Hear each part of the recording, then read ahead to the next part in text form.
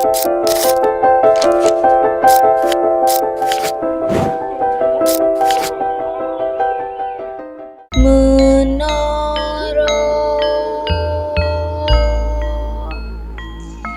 ing kudus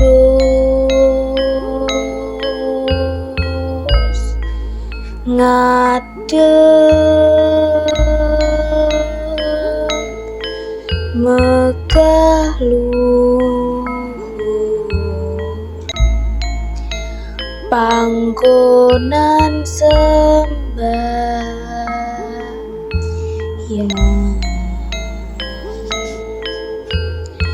wujud kang akultur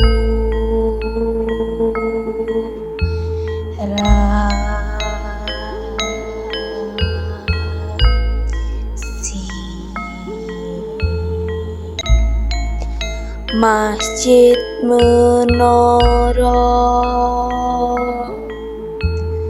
dadi warisan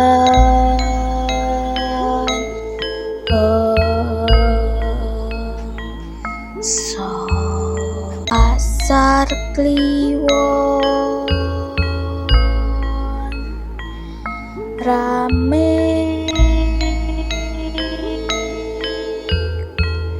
wong padha mlaku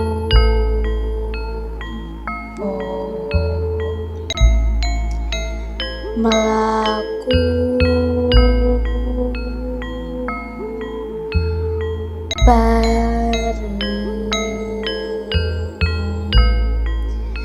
kanca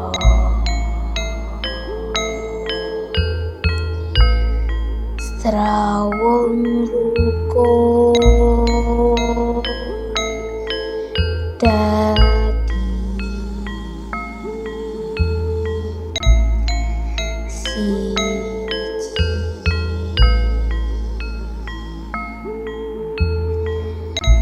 Pasar dadi urip